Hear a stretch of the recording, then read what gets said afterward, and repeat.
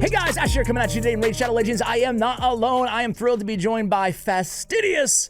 Fastidious, man, I feel like this is, it's come full circle here, bro, because we've collabed a lot in Watcher of Realms. You have been my resident expert helping me out tons and tons and tons in that game on that channel. But today, you're here talking Raid because you're back. You're uploading Raid like multiple times a day, I see, on a new Raid Shadow Legends channel. Before we jump into the best epics in the game, worth maxing out here in 2025 in every faction, give us a little rundown, bro. What brought you back to Raid and how you liking it so far, man? Yeah, basically, Plan reached out and was like, would you be interested in playing the game again? I chatted with you. One thing led to another. I started a brand new channel, which maybe I can do a quick little shout out. We hit 2,000 subs this morning. It's been like 2.5 weeks. So thank you, Ash. You're the one that encouraged me to start the new channel instead of picking up an old channel and trying to revive it. And like with a lot of things, you were correct. So thank you, sir. Well, I'm to blame, basically. Anybody who has a problem with you coming back to Raid, I'm to blame. Well, it wouldn't matter, because you're my best friend.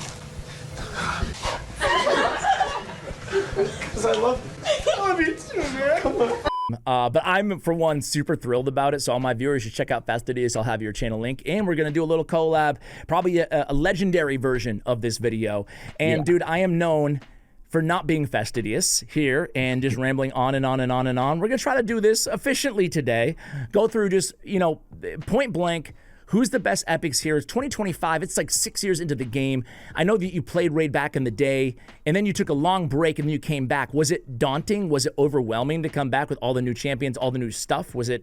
How did it feel? Yeah, it was interesting for sure. So I played Raid kind of OG, like back in 2019, all the way up through 2022, end of 2022, beginning of 2023. Kind of casual that last year, though. But, you know, I put my lumps in for sure. And then I took like 2.5 years fully away from the game, didn't touch it at all, look at it at all. So coming back, there are red champions now. We got our mythicals. Everyone's empowered. The red champs. The gear went crazy. You can use 9-piece sets. It's pretty exciting to come back to. But yeah, I mean, it's pretty overwhelming in a major way. But thankfully, I don't have to worry about that kind of stuff for a while because I started a new account. So baby steps. Yeah, man, I love it. And again, people should check you out. You're doing heavy on the collabs, bro. I mean, like you are making the rounds, which I absolutely love. I'm a big fan. So, you know, a lot of the familiar faces you guys are used to seeing on this channel will be collabing with Fastidious on his channel as well. Fasty, let's jump into it, man. Want to get into it here? Let's start with Bannerlords. You as a returning player, so you have that OG. And then you're going to get all OG knowledge. You have the OG knowledge, and then you have the new perspective of like, dude, these are some epic new epics that are in the game. So I want to get your vantage point too. I think it'd be really fun to have your perspective mixed with my own, talking about the best epics. So I'll let you kick it off, man. You're the guest here. Don't fall for it. Bannerlords, who is a no-brainer, one of your goats here in the Bannerlords, epic-wise? Yeah, I'm not going to be cute with you guys. We're going to go to the Spirit. We're going to go to Stag Knight. Okay. Enough said, I think. He really is OG. We're talking the one and only Battle Pass. I heard you guys still haven't done that again. No, it was one and done, man. It was like May, June 2020. We got Whirlum Frostking as the legendary. Who the heck cares? Frozen Banshee. Frozen Banshee was awesome. Then the two bears, which sucked. The bears and Whirlum were pay to win, but Banshee and then this guy, Stag Knight, were free. And what a little gem. It's a nice, simple kit. Big version, decreased speed, AoE decreased defense, and decreased attack. He even got that increased accuracy if you just need a little extra boost. He's got it all from everything I understand. I haven't pulled him yet. Hopefully I do. He hasn't fallen off a bit. I love this guy. I think everyone loves this guy. I concur 100%. Like the fact that he's a 107 base speed, 21k base HP, like his stats are very legendary-esque for a debuffer. I love Staggy. Totally agree. Best of the best, absolutely worth upgrading. I'm gonna give a shout out to like probably a more niche one. You may have not even messed around with her yet, but Lady Annabelle, she's worth keeping. She's worth keeping because she can solo the most difficult Doom Tower boss in Bommel. Just a shout out to Ursula. Don't want to spend too much time on it, but this has got to, when I left, this was the best AoE epic revive in the game. Oh, she still is. Crazy. A mind-blowing statement here. I'm a little bit hyperbolic, but I think she has the best AoE revive in the game. That's including like mythicals, man, because I mean, just for survivability, because she's got a 50% turn meter, 75% HP, and the big version increased defense, and the big version of strengthen. Like, they're not going to go anywhere after they're revived with Ursula on the team. So I agree, and I love her design, man. So she was going to be my next shout out, so I'll just steal it from you, you know? Yeah, no, she is and just AoE decrease attack with increased attack on the same skill, 3-turn cooldown. She's a big reader, but this whole kit is special. I love her. She really is. Do you have her on your account or no? My old account. I have nothing on my new account. Okay. I pulled like 4 or 5 epics, and I got Gorgorab. That's my one good epic I've snagged so far. Okay. Any more best of the best? From the Banner Lords? Yeah. I'll do a little like one from out of left field here. So this was Brogany Fusion days. Brogany Fusion was probably the highlight of my original content creation when I did Raid. I gotta say, Giscard, I always felt was kind of slept on. Some cool stuff going on here. AoE, big version of both the debuffs you kind of want on the A3, the increased defense, the increased attack. Then he's got the really nice 3-turn provoke, which I just think is always like, it's always an underrated thing. At least when I played with Faction Wars, that's just 3-turn provoke, get the guy going fast at all, easy mode. The whole kit just kind of works. I like it. Even big version decreased attack on the A1. I always liked this guy. I don't think people thought he was bad, but I always felt like he was kind of slept on because he was fusion fodder, and it was during the craziness of Brogny and Mordecai and this, that, and the other. So yeah, dude, he was. I've always been a fan too. They actually nerfed this dude before they released him. Before they released him, oh was yeah, a weird move. I remember that.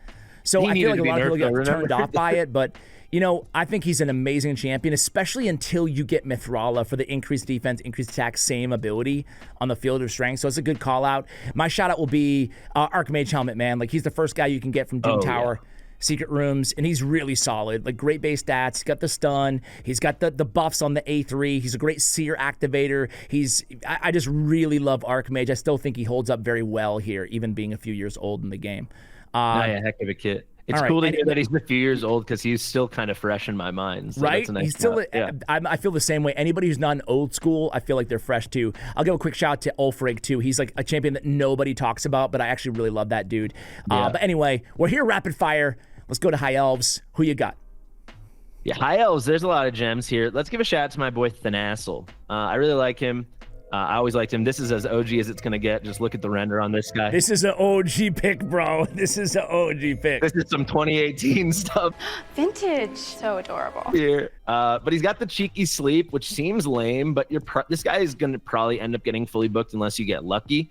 So you're going to hit this. I mean, what does this come out to? An additional 35%. So it's actually at 50% sleep on the A1. A lot of fun stuff you can do with the Sandboy. The A2 is kind of crazy. 3-turn cooldown, increased defense, and a nice heal off of his chunky HP. And then finally, I just love decreasing their buffs, stripping their buffs, taking the good stuff away from them. And he's got that pretty consistent. For me, it's really that A2, but the A3 is just like a little added bonus when you need it. So I always thought he was really solid and slightly slept on. He's got a great heal on that A2. I used to love him back in the day. It's funny, like, I'll be real with you. I'm not a fan of him nowadays. Oh, really? However, yeah, like, I just feel like he's been crept a bit, you know, and that speaks to the kind of the OG-ness of his kit. Because, like, back in the day, to get this heal and the increased defense on a 3-turn cooldown, that was, like, really special, and I feel like there's just so many options. But to your point, I mean, I can't argue the 25% heal on all allies based on his HP. That's a really good heal with the increased defense. So, you know, I can't really throw too much shade at that, you know? You know what I'll tell you? Just as, like, a returning player on a very fresh account, I think I'm on day 19 right now. I just know if I got Thanassel, that would be the biggest deal. Just, I don't have AoE increased defense, and my heals are not as big as I'd like. So it's just kind of a great addition. And then it's like, hey, now you can do some Sand Devil. That's fun. It's a good call out because obviously every account is different in terms of what they need. In the early game, you get something like this, it could be a game changer for you. I'll give like another Royal Guard's still the GOAT. I mean, I'm sure he was the GOAT back in your day, and he still is today. So in AoE enemy max HP, the hardest AoE enemy max HP available on epics. Then that A3 is insane, right? It's a 4-time hitter. I feel like a lot of new players, especially, or at least I can speak for myself. When I first got him, I underrated this ability just immensely. I was like, okay, but takedown is amazing. But hamstring is the GOAT, like the 100% turn meter decrease potential. It's so nasty with the decreased speed. It's just such a really good ability. Makes him fantastic for Fire Knight, Dark Fate, anywhere where turn meter control is kind of is imperative for the strategy. Yeah, that's a great shout with the A3 because for me, it took me my original account, like that I started in 2019, 2020. It took me forever to pull him. So I just knew him as the enemy HP guy because I didn't have him. And the second I got him, I'm like, why has no one talked about this A3? It's lunacy. The whole kit's great. I'd really love to hear he hasn't fallen off. Royal Guard is he's a true gem. He's awesome. He really is. Still to this day, man. That's a guy who's still the GOAT. Anybody else here in High Elves that are no-brainer max here for you? Yeah, there's some obvious ones like Tyrell and stuff, but I want to give a shout to, we were talking Doom Tower with Annabelle. Let's talk about a different solo king, Vergis. He got a big buff back when I was playing. Yep. Before I took my break, and basically he's just got so much self-sustain with this passive, tossing these shields around, stuff like that. If he's the only guy there, he's tossing them on himself. So throw him in a little destroy gear, and you've got a little scarab stew cooking, don't you? Indeed, yeah. He's a good option for some solo stuff as well. He's just tough to kill, man. This guy's just like real. And to your point, God, they buffed him like 3 or 4 times, so he's finally at a. He was really the worst epic back in the day, and now he's like a download link epic. So that's pretty cool. Yeah, man. I'll give you a couple newbies. Please. 2 guys that have came along and power crept a bunch of champions. Skaramis, he's probably my favorite, if not maybe second favorite provoker out of any epic in the game. He's got the provoke, the counterattack, the continuous heal. It's 100% provoke on a 3-turn cooldown. He's placing it. You can't weak hit on this bad boy. Then he's going in and stunning, turn meter control on his A1, on his A2, and AoE, decrease attack, turn meter fill, get back to the provoke even faster because of all that turn meter fill. He can deal some damage. He's HP based. He can take a hit. This guy is... Like, I think for my money, he's like a top 15 epic in the game. Like, he's insanely good. Just what a great champion. Yeah, really well-rounded. Yeah, he's the GOAT. And then Neldor Rhymeblade. This guy is, again, a newer, I think last year, maybe the year before.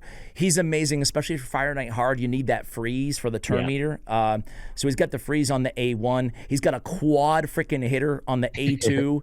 And then he's got an AoE decrease speed, decently hard hitting as well on the A3, with the self-sustain and the heal. Whenever an ally places a freeze debuff, this champion has a 30% chance to attack the target with his default skill, so more chances of freeze from his default skill. Great for Fire Knight, great for multi-hitter situations, and even good for wave content with the AoE on the chromatic cross ability. So those are 2 kind of the new age champs that I love. There's a bunch of others here that deserve probably shout outs, but we'll keep the video moving, I guess. Yeah.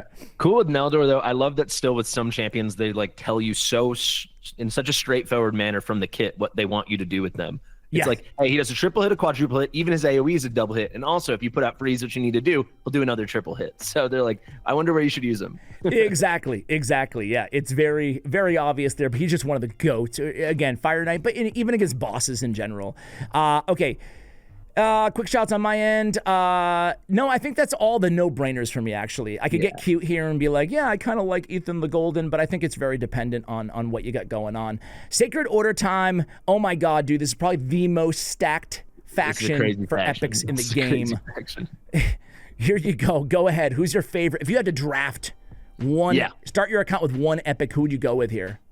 If I could start my account with one epic in the entire game, all 15 factions, it would be Deacon Armstrong. So, Deek! Yeah, he's my favorite champion. Maybe I'll find a new favorite champion now that I'm back, but he's a champion I like so much, I put him in every piece of content. I did like a 5-2 clan boss team with him and Mashald, just so I could find ways to just include him in everything because I like him so much. Can't say enough about this guy. Was that your first legendary? I'm sorry? You got Mashald? Is that your first legendary on the account? The biggest account I ever worked on was like the free-to-play account I did on my original raid content. Okay. And Mashald was like my 5th legendary or something, and he was my favorite legendary, and Deacon was my favorite epic, and I was like, they're going to be on everything I do, even if it's slightly inefficient. But it worked. We were successful. You can't go wrong with those two. Yeah, and the overall versatility that he brings, to your point, is just really, really freaking solid. The synergy. I like these Swiss Army knife guys that are just giving you so much that you want. So Deacon's the best example, right? The most slept on skill he's got is this A1, but this is like what I wish Ugo's A1 was. It's a double hitter, placing the leech, so multiple chances to do it. And as you book it out, instead of setting your books on fire with random increased damage, you're increasing that chance. So he's going up to a 50% chance on each hit to place that leech. I love leech for boss content. And then the interaction between the A3 and the A2, because he's an extra turn champion, effectively everything is now on a 2-turn cooldown, not a 3-turn cooldown. He's got the turn meter boost with the turn meter drop on the enemies. So all your allies boosted, all the enemies dropped. Then you go into the A2, you get that AoE decreased defense, and you just spam this. And what I like is, he's not void, but you're going to get this guy going fast enough just because of how you're going to build him. And he's basically on this 2-turn cooldown, constant cycling and control. You're going to get probably double AoE from him before the enemies are going to go for a lot of content. That's how I used to do it. So even if you weak hit the first time, he'll probably come back around as fast as you can blink your eyes, and he'll get another chance to land it. So just phenomenal. And then who doesn't love an all battle speed aura? He just works for everything, I think. Totally agree, man. Totally agree. You said it best. Love the synergy. Love the extra turns on the 3 turns. It's a beautiful, beautiful thing. Although you didn't have to take a shot at my girl Ugo, bro, on that A1, man. You don't have to. I love Ugo. Ugo's like a top 5 epic for me. I love her. Ugo would be my first pick, by the way. Deke would be yours. Ugo would be mine. Stop it! No! Hey, stop it right now! But they're very close. I'm not like, it's not a shot at Deke. I just feel like that Ugo passive, the Ugo active skill 1, the A1. Yeah, I know. I had to fully book her, and all my original books landed there. And that place is just a pit to set the pages of your books on fire, and it drives me crazy. No, I hear you on the A1. I hear you. Okay, I'll go with. Golly, man, I'll go with Fenax, man. I mean, like, let's just start busting these guys out. The put down ability is the best A1, I think, out of any epic in the entire game. The block revive, it's so unique to get that strong block revive. There's a couple other champions that have it, obviously Constantine conditionally, and F3 Blood Twin, 1 or 2 others, but no one is hard hitting in a potential second hit as Fenax with that A1. It's a nasty thing. I love him in a good old blender with an ally attacker. You can use it against boss minions, not just in the arena. And then he has that great soul feebleness. It's a 4-turn cooldown, but 2 of the most essential debuffs in the game. Decrease speed, decrease defense, a hard-hitting Stern partner on the A2 as well. I mean, what more do you want in a damage dealer, a unique epic damage dealer than Fenax? Fenax is awesome. I loved using him, and I got to say, I don't know who coded that A1. In Raid, they don't tell you the damage multipliers. It must be through the roof. That's 4.1. You go to hellhades.com. 4.1. Oh my god, he's crazy. It's beast mode. Plus the extra hit. If you get that extra hit, if they're under a debuff with 2 4.1s with deny revival, sayonara, you're down. It's nutty. It's nutty. And he's got kind of attack through the roof for an epic, coming towards 1500. Yeah, definitely scalable for sure. All right, so who you got next, man? I'm gonna go with someone I was never lucky enough to get, but I love Inquisitor Shamael. Okay. Just spamming those true fears, hitting like a truck. Beast being the ultimate solution to getting fears put on you. I was actually just doing a little event dungeon farming this morning, and I still can't get my event dungeon 13 runs 100%. Because I have no reliable cleansing. And I know if I had Inquisitor Shamael, I would be flying to the moon, even on my day 19 account or already. He's so impressive. He was like one of the first ever Void epic guaranteed, like pull 25 or pull 40 Voids, whatever it was. And I was a dirty free to play with no shot in heck. I've always like wanted this guy, never got him, and always been super impressed by how hard he hits and all the crazy stuff he does with fear, with true fear, and getting rid of it as well. Yep. Best true fear cleanser out there, and to your point, I mean, just makes he can be niche at times, although nice damage. But that one niche that he serves, when you're the best at something, kind of like Fenax's A1, it gives you utility and extreme value in this game. So Head of Torment, or especially the Queen of Hearts dungeon right now, I use him on my main team, man. Like he's that good. I mean, Godseeker Aniri is still just one of the. She's not as essential maybe as she used to be, because she could duo. I mean, she still can duo. Anybody out there use? I'm curious, viewers. Any of you guys still use the Godseeker Aniri like tandem teams, her and Ninja or whatever in Sand Devil? I feel like a lot of players switch to kind of newt teams and whatnot. But either way, she's still so unique in the double revive potential and the reset cooldowns. At the time that she was introduced to the game, she was the only champion that had a reset skills, and they add like a White Queen and Korra and a few others. But man, really just robust kit with the revive on death, and then the revive, and then the heal, and the increased duration. Just a very, very legendary-esque support reviver in her kit. Totally. Yeah, she's phenomenal. Defense based on top of all of that, so you get a little extra bonus. She's such a top tier unit. It's crazy. She also was one of those void pull guarantees back in the day. For sure. Any rapid fires here, man? Yeah, sure. I'll give a cheeky little shout out. This is not like must build, not to stray too much. So then I'll do an actual must build right after. But just a quick word on Cardinal. She was the ultimate pest in Arena. Don't sleep on her. It can be really easy, and she can be a huge nuisance if you don't know what you're going up against as a new player. Just kind of an insane revive. Pop into everyone with full turn meter. Not 100% turn meter to the max. There is a difference. If we want to go someone a little less niche and who is a must build, Mordecai, another Brogni fusion epic, nutty. I don't think there's too much to say. There's a kind of a nice, well-rounded kit here, but let's just focus on the lunacy that is an epic with a fortune cooldown, place, AoE, HP burn. So he just makes it as simple as anything. I can't imagine Mordecai's fallen off in any way. Nope, there's other burner options, and when he was introduced to the game, there was none. So he's a little bit less maybe unique, but he's still arguably the best, you know, because of what you said. And the fact that he has a turn meter control, like the nice, well-rounded kit, even in addition to the burn.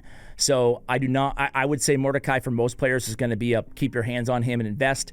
I would actually argue that Cardinal, I mean, although she's niche, she's worth holding on to. She's worth using because in this game, unless you're going to be buying everything and spending thousands and thousands and thousands of dollars, you need to take advantage of these niche, weird skills like Redemption that can give you the edge over players that clearly spent more than you when you're going in the arena. So I feel like for that reason, she's one of those very few unique champions. So I guess my final shout out would be Sanguinia. I don't think she's a 100% must max, but she's got a great little transfer cleanse. She's got a block debuffs, a continuous heal, a good little support champion.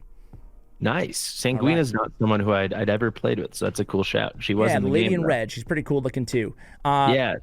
Definitely. Barbarian time, man. You want me to go first this time, or I feel like I'm putting you on the spot every time first. No, I mean I've got my favorite barbarian queued up always. That's the fat boy himself, Farrakhan. Fat man. I like the whole kit. I'll say the passive's kind of funky, whatever. But big version decreased defense on the A1. Really nice. It's like, hey, what do you want for your boss content? What do you want for clan boss? Would you like an HP burn debuff and 2 big version poisons? He's giving you that on a 3-turn cooldown on the A2. And then a really, really nice ally attack. He doesn't get to attack, unfortunately, which would be great because it'd be another opportunity to place that decreased defense. On a 4-turn cooldown where you're putting a huge crit rate debuff and a huge crit damage debuff on everyone for 3 turns. I mean, that's pretty dang spicy. I used him in on one particular account in like a lot of my boss runs, especially in Clan Boss, Ultra Nightmare. He's just he's a really cool guy, and I see now. I've seen a lot of examples that ally attack is more readily available, but this is still a really good one. I remember I ran one arena team with Sinesha, Skullcrown, maybe even Cardinal as a little pick me up if things went wrong, and then Farrakhan for a nice little blender, and it was pretty cool. Yeah, dude, Farrakhan for me is still probably not close, the best ally attacker epic out there, you know? Cool. Okay, there's a couple others in the combo that we'll mention as we go, but Fat Man, especially, you said it best, but like the burn and the poisons in addition, it just gives him such versatility, utility, damage dealer, everything you need, right? So I agree with you wholeheartedly on Fat Man.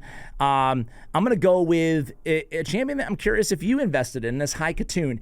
I think she's still a must-max here in 2025, primarily because of when you get her. She's a 30-day login, right? So I feel like at 30 days, every account can probably use a High Katoon, unless you're literally just dropping thousands in shards and whatever, getting every mythical in the game. You're going to use High Katoon because she's just such a, you said this about Deacon earlier, but she's a jack of all trades, or Jill of all trades. I don't freaking know, but either way, she's a great lady. She got the speed aura. You can use it on all battles. Having access to an all battle speed aura that early in the game is insane. She got the beautiful A2, the increased speed, the turn meter fill. This is so essential to have, especially when you get her, but it's great.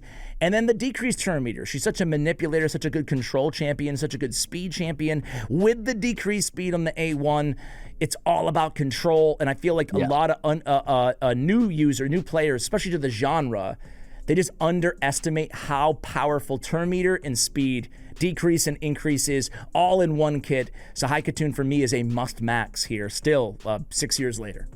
Yeah, I think especially when I first started playing like 2019, everyone just sold like High Katoon, you get her on day 30 and then she's going to be in your arena team because she make you go fast, which is very true unless you've pulled someone else crazy and then she's in your, then once tag team arena was introduced, then she's in your tag team arena team. Sure, but like you kind of touch on, people just underrate speeding yourself up is just as good as slowing them down, and she's doing both. Like that A1 is great, and that A3, if you once you get those books into it, especially, really, really special, really good.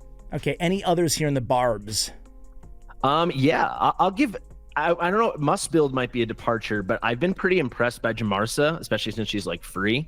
You know, you'll get her pretty quickly with your referral if you do that. She just specifically for faction wars, she's already allowed me to push far higher than I should have, even at level 40.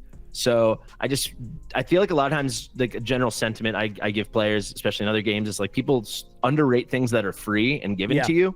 But she just works. Like, she's clearly designed for faction wars, for barbarian faction wars, and she's clearly fantastic at it. It's as simple as that, right? Once you get your chronom, it's going to get even better. But like, look at that, a nice little AoE revive, and you can get lucky with the books. Look at that, a really nice single target heal with the turn meter boost. Don't overthink it. Like, just because she's free, fit her into your barbarian team again, unless you ripped a million shards or you got really lucky. She's just going to be there. She's going to be good, and she's going to be someone you can rely on. Yeah, cool little passive too, phasing. I really like that, you know. Not the strongest revive, far from it, but it is an AoE revive, and those can be hard to find, especially to your point, for progression. I mean, are there any other barbarian epics with an AoE revive? I don't think so, unless they change the kit. No, she's your girl. She's Tashada has, what is it? Just a single target on a 3-turn, yeah. Tashada they changed her whole kit, man. I took a peek at her the other day. She's a new hero. Yeah, they did. They made her into a reviver. I think that's the only time they've done that, straight up. But you're right. There's no other, there's certainly no other. She's the best option you have for reviver in the faction. I'll give my last will be Alika. I'm not sure if you talk about a new kid as well. She's just really, really solid. She has this high value target, 2-turn cooldown, 50% ignore defense. That's unheard of for an epic, especially on a 2-turn. It's insane. And then the AoE disorient, it's just a really good control. 3-turn, big damage, decreased cooldown. Same thing as an Alice, same thing as a Basher in terms of the duration of the cooldown. So good control, kind of nice to have a force nuker, can deal damage and control your opponents at the same time. So Alika, I think, is definitely worth. Let me ask honorable, straight up worth it. Yeah, totally. Let me ask you, is she the most voracious reader of any epic in the game? Is this 20 books? Is that real? She might be. We've got 7.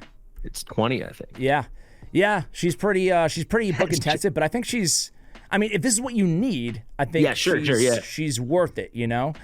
Plus, the cool thing is you can use her as an arena lockout without any books at all, because you just need to go in with a disorient. You just need to use it hopefully once, and then you get 2 turns, or a turn basically, of nothing from the opponents if you land it, to get your work done and kill everybody. So you can try her out without booking and then see if she's the right fit for you. I'll also say Skytouch Shaman. I think she's super underrated. She's not going to be a must build for everybody, but getting the cleanse, the block debuffs, and a revive on death, very, very powerful ability. She's also a very capable healer. My last shout out will be Hoskarul. I'm really cheating here, but Hoskarul's a really cool dude too. He's defense based, and he's got a great 75% stun with a turn meter decrease on a 3-turn cooldown. That's really, really strong, with an increased defense, increased resistance as well on a 4-turn. So I think he's an underrated guy as well. Yeah, he was his own fusion, wasn't he? Yes, he was. He was an epic fusion or fragment summon. Either way, they don't really do those that often, if ever. So he was very unique. Really cool look about him too. Definitely. I gotta say, with Skytouch Shaman, that's giving me those Watcher Realms vibes. Barely any clothes in sight. Right. Doesn't she look like, who is the one they just had a banner like 2 weeks ago? Dao Chan. She looks very Dao Chan-y, right? Yeah. It's like, technically she's clothed. Indeed. A little bit more clothes. Stay out of my territory. Okay, I think that's a pretty good rundown of the Barbarians. Let's go to Ogryn Tribes, and you better freaking choose Ugo, bro. I was about to. I want a sniper from you. I don't want things to get twisted. Ugo's the best. I love Ugo. Quick little plug. My download link, you get Ugo, Tagor, and Rector on top of Karatas. So 3 awesome epics. So this is my first chance to shout one out. Ugo was my most used decreased AoE defense. I remember when she was added. That was a really cool patch. It was like Ugo, Duck the Pierced. There's 1 or 2 others. We were missing so many factions didn't have epics with AoE decreased defense, and they were like, what if we do it all now? And Ugo was one of them, and she was the best of the bunch. The A3 is kind of funky, but it's still fun. It's still solid. But the A2 revive part of it, yeah, just the conditional stuff with it. I mean, it's nice when it works. When she's the last one standing, and you can... it's like I make it fun. Like, it's a solar eclipse. When you see it, you're like, it happened. It's almost like you hit the lottery. But you forget it's there, and then you pop everyone up. But Ugo... I really love the Ugo's Brew, though. Like, this is why I'd choose her over Deke, and I think that probably people would be split 50-50. I think it's they're in hot contest to be like one of the best epics, certainly the best non-voids. But I love that she brings that great heal and the random debuff in addition to the heal reduction, I feel like that's sometimes it's all you need is one debuff. You know, there might not, you know, it's not like you're going to be loaded all the time. So I just love the support that she brings and that block buffs, especially in like Hydra and stuff like that, man. It's so nice. The heal's pretty legit too. I mean, she's got almost 20k HP, and then obviously the A2 Maelstrom rack. I mean, we're talking 3-turn cooldown, AoE decrease defense, and then it's basically in most scenarios going to be a 100% chance AoE block buffs because you're gonna have sniper on her. You got some enemies that are living. It should land. Yep. Obviously, you have affinity issues. And then the only knock against her to me is like the A1's cool. I'm happy that there's something on it. This guy hates but it's the just leech. like they did her dirty. Like, why couldn't level 5? I had a whole rant on my channel about this. Why couldn't level 5 at least be plus 5%? Like, why are you making me burn 4 of my books to make my non-damage dealer deal no damage? Like, this skill exists just to burn my books, the skill ups. I cannot argue with your leech. I mean, at least she has it, which is nice, and the 5% for each live enemy fits the theme. But to me, the reason Ugo's the GOAT is really just, I mean, I'm not going to oversimplify it, but like the decreased defense and the block buffs, man. Like getting both of those on the same ability is like why she's still used in the end game over a lot of like legendary and other options out there. And that great support. I love Ugo. All right, I love Ugo. We've established that. Okay, I'm gonna go with, since you took my girl, I'm gonna go with who do I think is second best here? Must max. I'm gonna say, you know what? We give a shout out to, well, okay, forget it. I'm like, okay, Skrank. I'm gonna give Skrank. I don't think he's a must max. If you don't have Mordecai, he's my next one. I think he's a must max, right? I mentioned there's been other burners added to the game. This is the guy specifically I was thinking of, right? Skrank is a void AoE burner. He's got it on a 3-turn, not a 4-turn. He's got turn meter fill, so we can get back to that really quickly. And he deals a lot of damage on his skill. He's more of a nuker kind of base, right? But he also doesn't bring a lot of what Mordecai brings. But he is void, which is nice too. So you put it all together, I think he's arguably in the conversation. A top 3, let's say, epic burner in the game. So if that's what you need, Skrank is a great option for you. Yeah, I think it all depends. If you can get the crowd control that Mordecai's bringing on the A2 elsewhere, kind of like that mini Deacon ability, then Skrank, I think, probably even is the top option. But like you said, Mordecai's just bringing everything you need for a lot of those key fights. You need the AoE HP burn, like Spider in one thing. Skrank was going to be my second shout out because he's one of the new guys I know about because he's one of my most wanted. I got to say, they nailed it on the design too. He looks so great. He does look cool. I love this character. Should I toss out a different Void Epic, one that I actually pulled? So the only Void Epic on my account is going to be Prundar. I'm not saying he's the greatest guy of all time, but the guy just works. AoE provoke on a 3-turn cooldown on a Void, so like it's going to land unless you built him wrong. He's defense based. That's on the A2. Then we got the strengthened and continuous heal on everybody. I wish this was a 3-turn, especially since he's a Void Epic, not a 4-turn, but it still works. And then you got the big version decreased speed. We just had Ogryn faction trials or faction wars, and I just had him and Ugo, and they carried me to the promised land with no gear. I put him like level 30, 4 stars in just some bolster gear with like flat HP and stuff like that. Combine that with the rest of his skills. He's really something. I could see him helping you in a lot of wave-based content, but for sure he's a rock star for faction wars. Really cool that you meant. This is why I love having guests, especially with a new perspective, because I actually see a lot of comments about Prundar. I haven't done a guide on him yet. Have him, knew his kit, but I haven't like used them enough. But it's really solid to your, a good blend of support and control. So, good call out there. I'm gonna give it to the OG Man-Eater. I can't have a video like this and not mention Man-Eater. Sure, a lot of the meta has moved away from the unkillable speed tune Deadwood Jedi, I'm sure that you started with in this game. A lot of Wixwell, comps out there and just sheer damage now. But even beyond that, man, the full turn meter loss and depletion, the decreased attack on all enemies, still a very, very great Ancient Blood ability on the A3 that you can use in a lot of different areas of the game. So still, for me, is going to be a champion you're going to want to invest in or at least hold on to when you need them. And I think people really sleep on that A1. Like, when you start out, you're probably not building with crit, but if you need him in stuff outside of Clan Boss, like this is going to be an AoE decreased defense on the A1. So that's really cool. And the A2 kind of, if you use it right, especially if you're manualing, is like an extra turn ability. Because if someone's about to go, you're locking them out and then you're going again. So it kind of effectively does make the crazy Ancient Blood on like a 4-turn cooldown if you're using it manually. It's pretty cool. Any other must maxes for you here in Ogryn? Yeah, I mean, we can spend 5 seconds. Skull Crusher never pulled a counterattack champion in my life. From what I understand, there's only one new hero, and it's a mythical that has AoE counterattack. So this is your epic source. I hope everyone gets him. Really cool. You're indeed. It's like for years we were like, are they ever going to add another counterattack champion ever to the game? And then they just started really doubling, tripling, quadrupling down on ally attack instead. You know, so it's been kind of a, I don't know, an ability for the ages a little bit. But I'll give a couple of honorables. These are more conditional. I'm gonna go rapid fire because there's a lot of them. But Claude is a great option for an increased speed, increased accuracy, same ability, right? It's solid to get those buffs on a 3-turn. Yeah, I was just gonna say Claude. That's my most viewed raid video from my OG days ever. Was my Claude guide. I should have shouted him out, but I think especially for progression, this guy's just a freak. You know, just increase speed, increase accuracy. Those are the things you're lacking when you start, and he brings them on a 3-turn cooldown, and he's got some big boy shields. He's just great.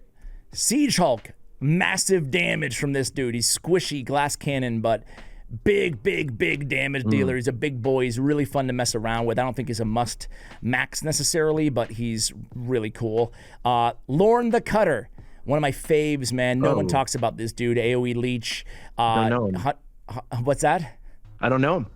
Yeah, I mean, 100% turn meter depletion, AoE leech, heal reduction, and then a triple hitter on his with some built-in lifesteal a little bit on his A1. Just nice damage from this dude, and I just think he's, again, a bit situational, but really solid for a lot of players. Grush the Mangler, he's a guy that you get in daily logins. 2 strong AoEs. He's probably like the 3rd or 4th best damage dealer for a defense AoE nuker in the game for epics. And he's got damage and heals and decreased attack. He brings a lot to the table. I think he's underrated for a free champion that we get.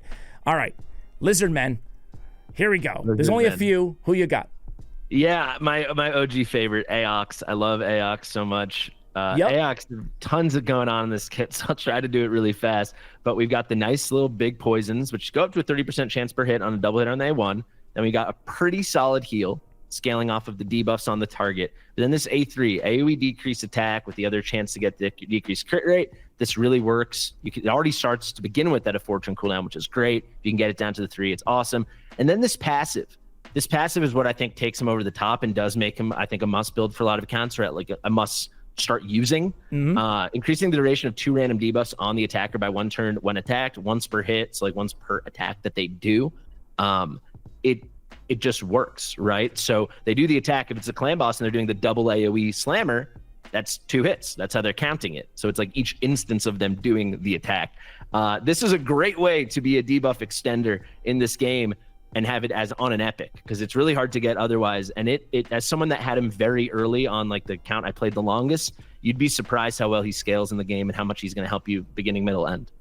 100% agree. Aox is a very special, unique epic, so it's a great call out there. I'll give it to, I think a lot of people would say the best of the bunch is Venomage, but I am a massive fan of Skathix the Fisherman Lizard here. Oh, yeah. This dude's very good. He's got the decreased speed, 50% on his A1. He's got a steal buff from everybody on an AoE on A2.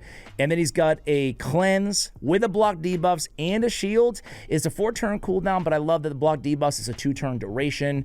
And then block damage, some survivability mechanism when his HP drops below 30%, which is nice because he's not the most tankiest unit out there, but he's just a really underrated, good control champion out there. He's, again, maybe not an auto max right away, but definitely a champion you want to keep your hands on. Can definitely be situational, especially when you get to restrictive content like the secret rooms and a lot of areas. I end up using him in Cintranos. Any others for you here? Love Skathix. If I pulled him right now, that would be crazy. I mean, Venomage, just the quickest shout. I mean, so much poison. The heal reduction is kind of crazy in the way it synergizes, and obviously the poison sensitivity. I think she's kind of a no-brainer. She's a no-brainer. If I could do, to me, she's a no-brainer max even over Skathix. I just happen to have a little thing for Skathix, but no, totally. I think the Venomage is very special. I'm racking my brain what fusion Skathix was in. I always used to like have a clear delineation in my mind of these are epics, these are fusion epics. I don't know who he was for though. I know. I'll look it up in the background because I forgot too. But any other shout outs while you do? Yeah. Okay, well, you look that up in the background because it's giving me a headache trying to figure it out. Sure. I do want to give a quick shout out to, we're talking to OG when it's my turn. The OGest of OG is Jarek. Believe it or not, I had him up on the screen. Jareg was in like a huge, I don't want to say majority, but a huge number of clan boss teams when I very first started playing, because it's simple and it works. We know Ally Protect is kind of broken with how it interacts in clan boss. And then add on top of that, the increased defense. Yes, this skill is on a 4-turn cooldown. 96 base speed is kind of annoying. Get him on that 4-3 cycle and you'll be happy you did. Combine that with the simplest A1 of all time, but it comes out to a 60% chance on that A1 to place big version decrease attack. He was made to help you progress in the clan boss. I know you kind of been outgrown in this game in Powercraft, but all of this still works. It's not like he's been nerfed or something. Add the continuous heal passive and the all battles HP aura, which is huge, by the way. Normally on epics, it's 25%. We're talking 33%. This guy can carry you really far in the game, not just in clan boss, just being a general support and helper out guy. I'd love to actually snag a copy early. If you snag a copy later on, maybe you don't need him, but pretty dang cool epic, and he's as OG as it gets. Really good OG champion, I agree. Can still be great. And that base HP, nice and tanky too, so you can throw him in like a shield or a bolster even more. Oh my, that base HP, oh my god. Yeah, really solid. I think that those are my must maxes. I will say that Broadmaw got a decent buff, so if you're looking for a reviver, he's got you covered now. He's a permanent fusion in the game. Who the heck? Basilisk has a good AoE on the A1, good for a stun set, good for control. And Jizzo is a free champion that has a 2-turn provoke. So he can be a very good Head of Decay controller in the early game for Hydra, but certainly a more niche pick and not an auto max. All right, Skinwalkers time. We have who you want to go with? Yeah, I'm going to go with one of my favorites ever in this game. When she was added, I was like, oh, that's what she's for. Fane. What a clan boss little freak. She's awesome. This A2, I love it. Like, it reminds me of Farrakhan the Fat. Farrakhan the Fat, they're like, what do you want for clan boss? You want HP burn and 2 poisons? Okay, you got that with Farrakhan. What do you want for Fane? You want 2 big poisons and you want decrease attack, big version? Take it. Combine that with, oh, you want to make him hit a little harder. You want to put some nice debuffs. Big version decreased defense and big version weaken on the A3. Unfortunately, on a 4-turn cooldown, but you can get her going nice and fast on that 4-3. That A2 I was just talking about is the 3-turn cooldown. Then on top of that, you can get the little turn meter steal. Doesn't work for clan boss and stuff, but if you ever built, especially if you get her early, she's going to be one of your first few 60s because you're using her on clan boss. This gives her some viability in other content. So just she's very clear what she's designed to do. She does it well. Her attacks through the roof, and she hits hard. All the debuffs you could ever want. Indeed. She really has everything for single target debuffs that you need. Yeah. And just got to be careful. She's super squishy, but other than that, she can pack a punch.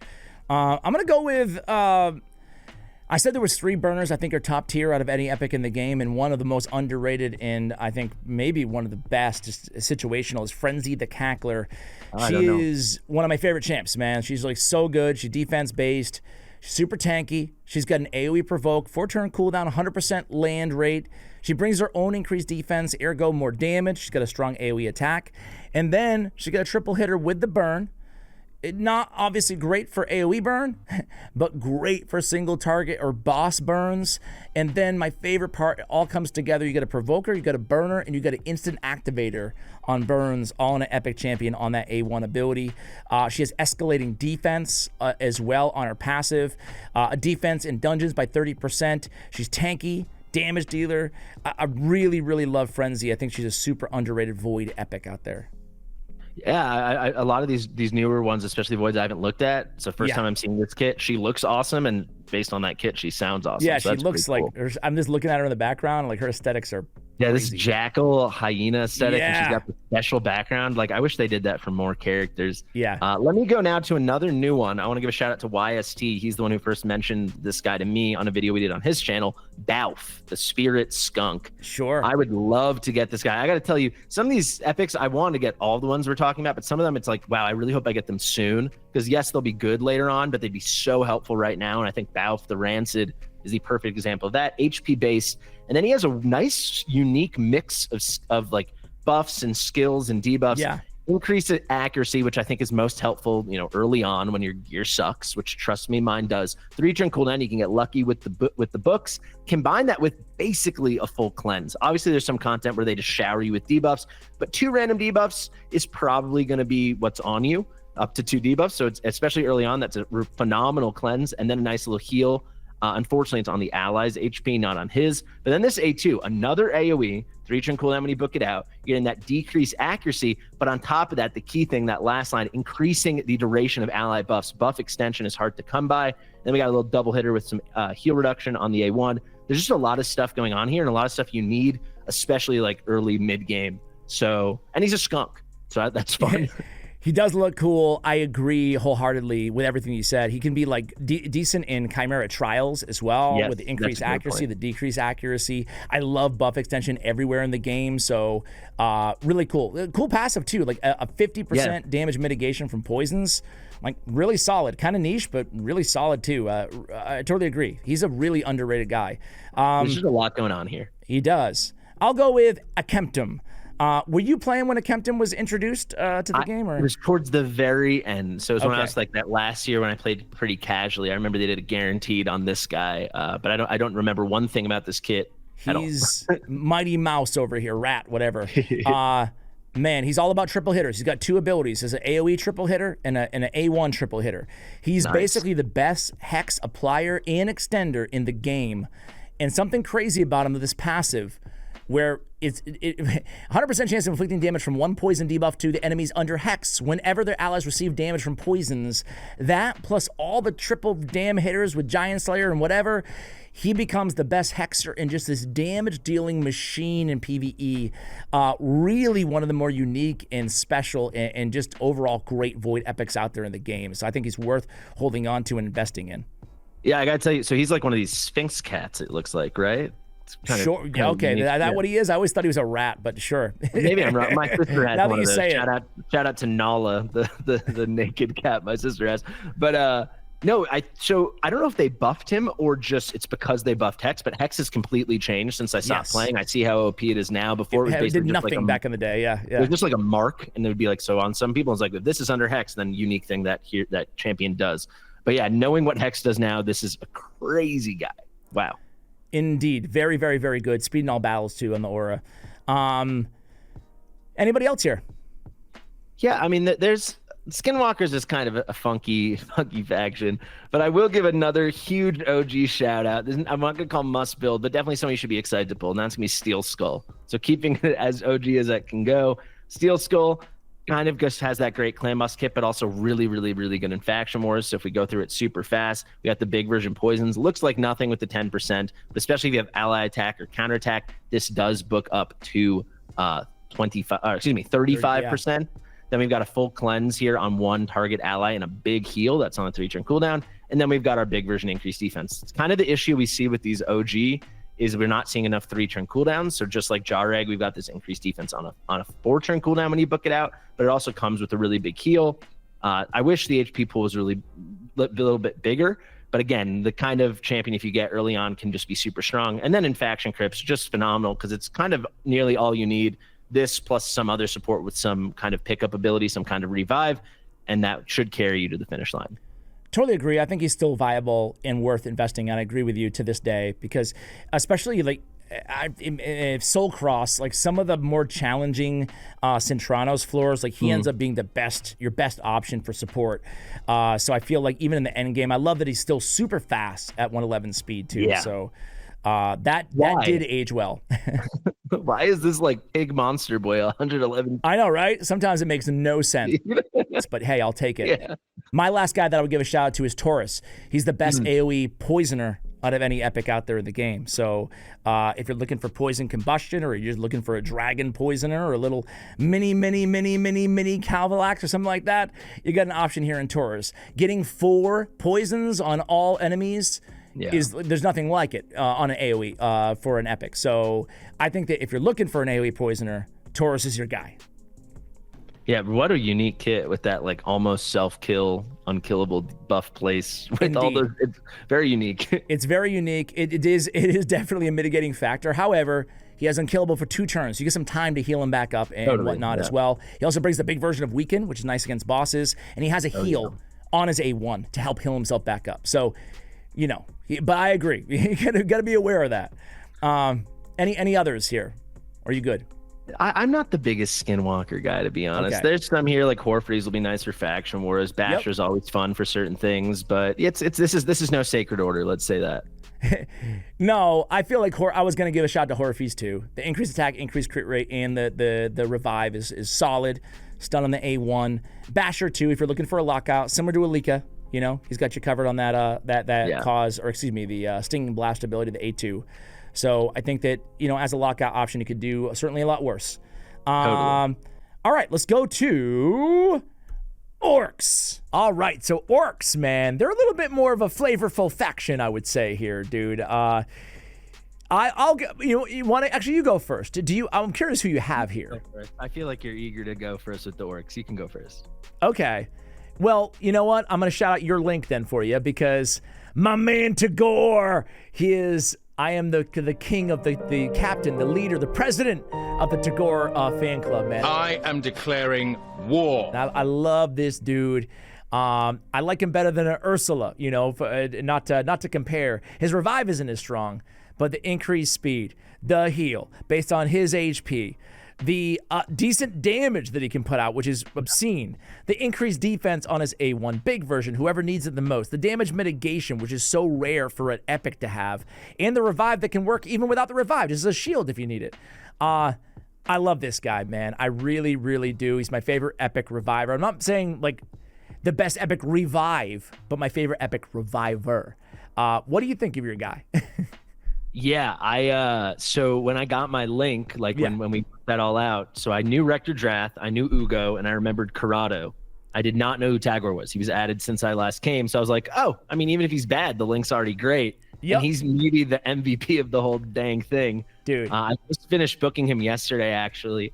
Finally, because the last one, of course, to come was the A2 you were just bragging about.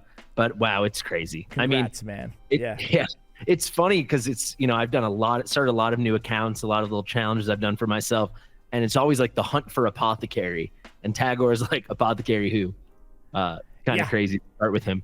He brings so much, man. He brings so much to the table. So yeah, he's my pick. You can go. You can go next, man. Who you got? Yeah, I also just want to say, you said he hits hard. Whenever my account gets developed, I can't wait to try to put some DPS on him because that AoE, it's already surprised me a few times. Pretty crazy. I mean, it hits hard. Like, he's not a nuker, but the fact that he has 1145 base attack and a 3-turn AoE, like, I'm always just shocked at the end of like, wow, Tagore, way to go, bro. You know, like, there's another thing that he does. You know?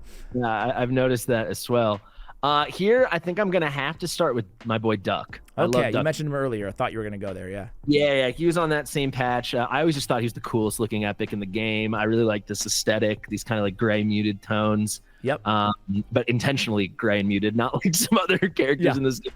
But it's just a crazy kit. I mean, that A2, if you can get him to crit, you got big version decreased attack, big version decreased defense, kind of like a Stag Knighty effect on a 3-turn cooldown. He's got a great provoke here, single target, but it also comes with a reflect damage and an unkillable. And then on the A1, we've got a decreased accuracy. He just kind of has it all going on. The faction Crypt's aura, I think getting decreased defense and decreased attack is on the same scale, especially for an epic AoE 3-turn cooldown. Really rare, really, really good champion. I agree, man. I think he's one of like the under-mentioned or unsung AoE decrease attack, decrease defense type champions, you know? He can kind of love that he's tanky too, you know? Defense based, so you get a little double dip there on the stats. He can hit kind of hard. For sure. Okay, Seer. I'm just gonna say the obvious. Okay. She's still one of the best out there. Hopefully, you know that if you pulled yourself a Seer, she's a max. She's gonna be a go-to. I don't want to go like in depth, but I mean, what is there to say? She had the big version of Weaken on a 3-turn cooldown, which is nice. She got a hard-hitting A1, very hard-hitting. But Karma Burn, it can just basically evaporate all your opponents based on the number of buffs that you strip from them and yourself and your team, I should say. And it puts them to sleep if you don't kill them, which it usually kills them. So you don't even see the sleep that often, you know? Yeah, so I never pulled Seer, and let me tell you, as someone who didn't have Seer, the amount of times like viewers would be like, "Why don't you just use Seer?" And I was like, "Yeah, I freaking wish I did." Oh my god, it must get annoying. But yeah, I can't imagine she could have been power crept since I was gone. A lot has changed since you left. And I gotta say, she's the kind of champion you look at and you're like, "Oh, the developers regret this." I bet. Right? She's one of those champions that they build her so strong, but it's just like they can't nerf her because the pain and the rebellion and the loss of players would be immense. So yeah. Let's see. I think those are like the obvious, in my opinion at least, the super obvious must maxes. However, quick shout outs on my end, unless you have another like must max on your list. I don't have any must max, but I've got a couple quick shouts. Yeah, go ahead for the shout outs. I love old Hermit Yorg. Yep. You know, he's got that nice little turn meter boost, big version increase attack. He works for PvE because of the turn cycling, and certainly works in PvP. And he's also got a little pick me up. So if you want extra revives on top of Tagore, if you don't have Tagore, this is pretty dang good with a nice little fill and a nice little heal. I'll let you take the next. No, man, he was gonna be one of my top ones because the turn meter, the attack, and the burn, getting that burn too. Yeah, it's true. He has the HP burn on the basic. Yeah, really nice. I was gonna give. I'm a big fan of Tuak the Wanderer, man. I don't think he's an auto max, but my favorite debuff in the game is a decreased speed, and he has it at 100% AOE on a 3-turn cooldown. He has like a really cool A3, which he steals turn meter, places a stun for 2 turns. I mean, a 2-turn stun in this game, there's a few champions that have it.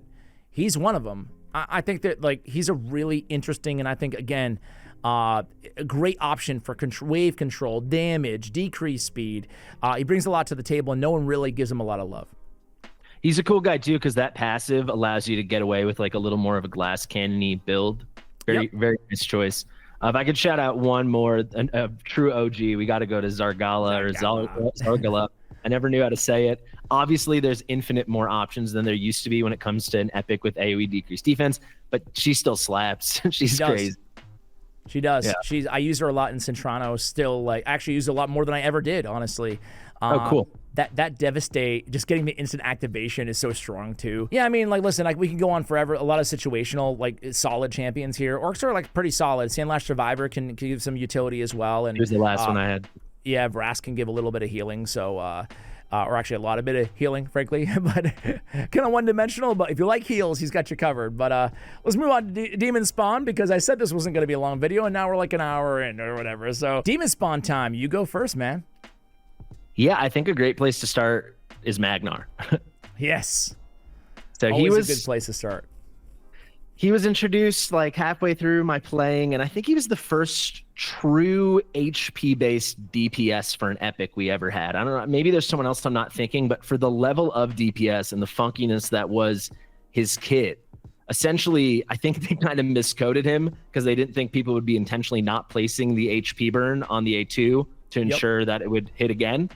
And yeah, it's like basically 2 well-multiplied AoE hits, and he slaps. Indeed, you're right. I mean, he's the first.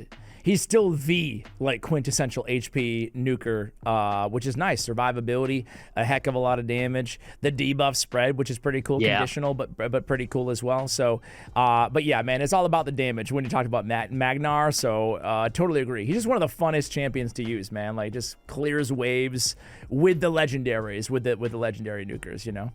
Yeah, it's pretty funny because it's actually one of the more well thought out designed kits, but you kind of throw all that aside for most of the time you're using him because you're just like, no, we're just going to slap. Yep, pretty much. Okay, cool. Let's go with no brainers. Honestly, this is crazy, but I actually think he's the only no-brain. There's one other. Max him out. I got a bunch of like conditionals, but okay. Oh, I missed my girl Allure. Is that who you're? Okay. Yeah, that's the one other. Yeah, I feel like there's a lot of pretty darn good ones, but those are the 2 no-brainers I had. You're absolutely right. Well, Allure, she's the queen of control. She's got the amazing psychic whip that to this day is still the best option for A1s in terms of turn meter control in the game, which is incredible to say that she hasn't been like really I mean, she's been power corrupt in the sense that they've added like a million champions and mythicals and a great turn meter and other options. But if you're just looking for a control, she's got you covered. And it's just the A1 ability. You don't need to book it. You don't need to do anything, right? With her. Just keep her alive, give her some accuracy, and she'll be good to go. The rest of her kit is all right. The Hellish Blaze I've always thought was underwhelming, but in the AoE times too, the weak version decreased defense kind of pisses me off a little bit. But you know, you can actually upgrade that with the Nature's Bounty blessing now. So that's kind of nice. But yeah, man, I mean, it's just all about that A1, Dark Fae, Fire Knight, Ice Gold, wherever you go against that can have their turn meter manipulated. Yeah, I think she's, again, a kind of champion where they didn't envision how people would end up using her. but slightly stat hungry because you're going to want her pretty fast. You need the accuracy, and she needs the 100% crit to make that sing on the A1. But it's stupid powerful. Yeah, she's a beauty. She's great. Okay, Dur the Hunger is a great double revive option. Like every faction now has these double revives. Yeah. They're actually all pretty solid. I like Gorlos Helma a lot. He's an AoE decreased defense champion with the burn and the turn meter fill and the decreased accuracy on the A3. He can hit pretty hard too. I think he's definitely an overlooked decreased defense damage dealer as well. I checked the Wenderin, man. This guy is he's really cool looking. First of all, I've always thought that like he's one of the coolest looking epics out there, or she, or I think it's a he. I don't know. Them. Yeah, whatever this thing is, I freaking love it. Really cool combos that you can pull off with burners and freezers, and has a really nice progression kit, even outside of that with the freeze and the block debuffs and the strengthen. I use them all the time I used to use them all the time on my free-to-play account. There's a few others here. Any other shout-outs on your end, or? I've always loved Umbral Enchantress. Yeah, that was one of them. A real OG, but kind of clunky when you do the ult. Then like you have the block active skills placed on you, that like unremovable one. So you're kind of in a weird spot. But you can go low and slow with her, get that unkillable up, provoke everybody. As long as they're not taking that off you, you're really in strong control of everybody and not dying. So she's a really cool void epic. Agree. Just getting that 2-turn provoke is very special, having it at 100%, even with the downsides. There's a lot of other options here. There's a lot of, there's a lot of AoE A1s like Nizana, Infernal Baroness with a bunch of AoEs. I think that Tanix is actually, she gets so much hate, and some of it's rightfully so, but like very good for faction wars areas like that. But I think those are my obvious, on my end at least. Skimfos is a very interesting champion as well. You can definitely get a lot out of him. Tarshan, I think, is underrated. So I love Tarshan. Okay, cool. He's got the weekend, the increased defense, and the turn meter fill. It's an interesting kit, Yeah, I recently did a hidden gems epics video, and Tarshan was one of my 5 picks. He's kind of like the defense version of those old Hermit Yorgs, Gorgorab. I like that he's got the boost with the increased defense for everybody. Just looking at the Demonspawn especially, there's not really many stinkers here. They kind of lack that super high top end of like some of the other factions we discussed, but this middle is pretty dang solid. Yeah, I would generally, there's a couple, but generally I agree. Like even Akop the Seared is a champion you can get from Doom Tower, and can be a really good spider burner for you. So does Excruciator still suck? Yep. Cool. All right. Some things never change. Some things never change. Excruciator has a is it her with a, no, yeah, she still sucks. Yep. Undead Horde time, man. Oh, there's actually a lot of bangers in this faction. Yes, this is a heck of a faction. I'll go first because I got a real favorite here. Sure. And that's gonna be Seeker. Yes. I just love a simple kit, man. It's nice, and it's just, you got a pretty solid provoke on the A1. Always good to have it on A1, and then nice little extra turn champ here. Big version increased attack, a big turn meter fill. 30% is major, and then he's getting the extra attack, so he allows all the cycling in the world. Also a very fun passive when he's getting hit with that crit to put on the increased defense. Just a lot of good stuff going on with Seeker. He's simple and he's so good. Totally agree. He would be my first choice too, just because. I mean, he is the best turn meter increaser in the game in longer battles, just even over every mythical in the damn game, man, because like no one has that 30% on a 2-turn, which is essentially what you get with the extra turns. So I totally agree. Man, I'm going to go with Vogoth, dude. Do you have Vogoth? That was my next pick. Yeah, Vogoth. Well, I had 2 Vogoth back in the day. I used him constantly. Okay, then go for him, man. You can take him. He's your guy. Yeah, I love Vogoth. The whole kit's cool, I love the decreasing or increasing the debuff duration on A1. I love the provoke. It's just a good character. AoE decreased defense, but the passive, man, it's just so good. Like he enables so many. I guess he's a 2 passive kind of guy. Cool to get the leech out, but that first passive, getting all that extra healing, he can be such a safety valve for your account. If you're willing to go a little slower on certain content, he's really gonna help carry you. He's really better than a lot of legendaries in this game, with the 2 passives. Like you don't see that on epics. It just not the fact that he has 2, but the fact that he's so good. The triple hitter, the provoke. I mean, just so much there. So I totally agree. Man, there's so many. I actually think that Dark Elhain is. Oh yeah. You might not you might not need her, you know. So I don't say you should guarantee 60, use all your books and all your resources. You might not need her right away, but I don't think there's a nuker more fun than Dark Elhain, you know, in terms of, you know, she got the AoE decreased speed. I'm a sucker for that. But the Death's Majesty and the content. I just said that Vogoth is like one of the only epics with 2 passives, and then my girl Dark Elhain has 2 passives. But she's got the instant activation of that A2 when you're going against a Torment, when you're going against Ice Golem, Ice Spy, Frostbiter, whatever. Oh, she's so nasty. She can deal so much damage. She's a bit of a glass cannon, but she's so unique for a nuker, you know? Totally. And, you know, when you know you're going into like that Doom Tower stage where they're going to try to freeze you and you're like, well, I've got the answer. It's she's very crazy. Satisfying, right? It's Seeing very, her. yeah. I really like her. Okay. Who you got? Anybody else? Yeah, I guess a quick short shout out to Gorgorab. He's the only good epic of the 5 I've pulled on my account besides my starter pack. Download link, guys. Gorgorab, again, pretty dang simple like Seeker, but he's just really good, especially if you don't choose Wukong with your starter code or maybe you missed out on that. 23% arena lead for an epic is pretty dang crazy in the speed department. He's got this nice thing. You've shouted out on a few champions. You know, sometimes it's frustrating when they waste a revive by using it when you don't need to revive people. But a lot of times you're happy to use this just for a big old heal with his A3. And then the A2, you got that big turn meter boost with the big increased attack and even the chance to remove a little buff on the A1. Just a really solid epic who I think everyone will 60 eventually unless you have an incredible PvP roster early on.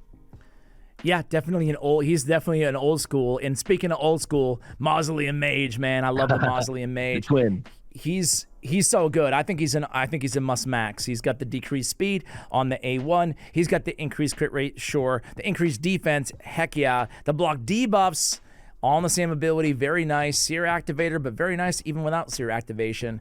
And then I just love that he brings all that utility on the A2 and the A1.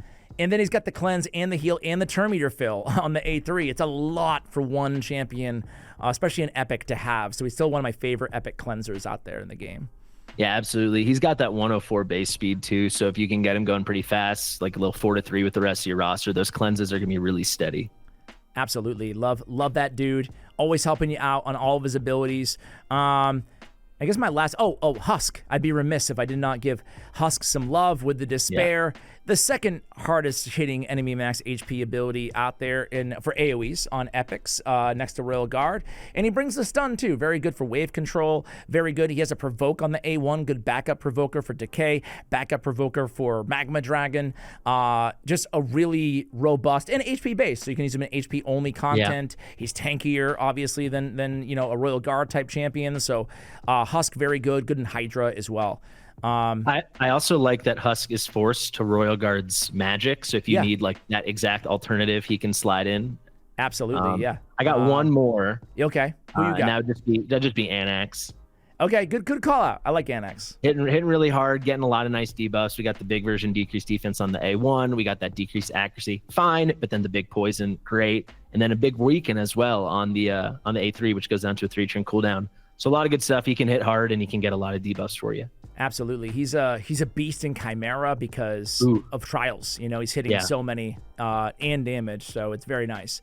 I'm going to have to find a time, definitely not this video, but to pick your brain about Chimera because that's overwhelming content as a new player, and I hear you're the expert.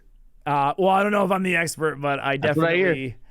you know what it is? Like, I need to spend more time, too, on looking at Chimera in terms of different comps, right? Because, like, I'm using...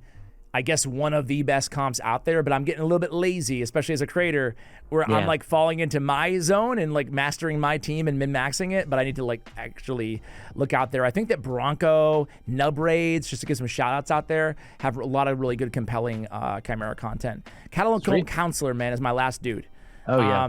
Ally attack is everything in this game, and he, along with Fat Man, Farrakhan, I think he's an old school champion. But he has a pretty powerful 3 ally join in on the ally attack.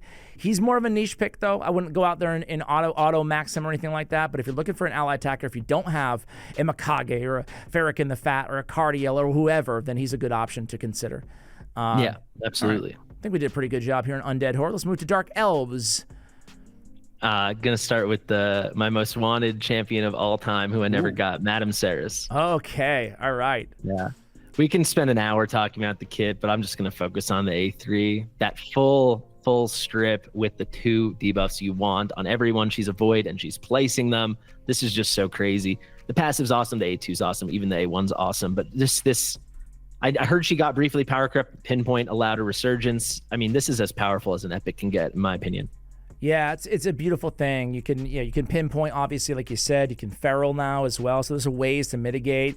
Not necessarily easy, but there's ways.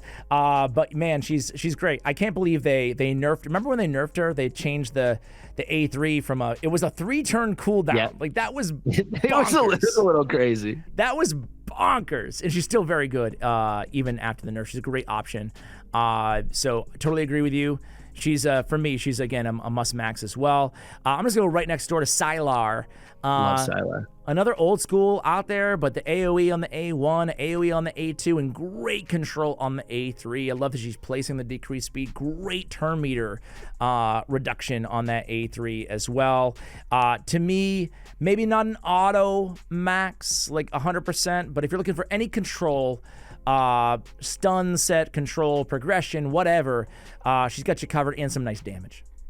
Yeah, that A3 is just phenomenal because you're slowing them down so much and you're taking the turn meter away. So effectively, they're going to be slowed down for not just 2 turns. It's going to feel like 3 or 4 turns, depending on how fast you guys are going. She's so fantastic.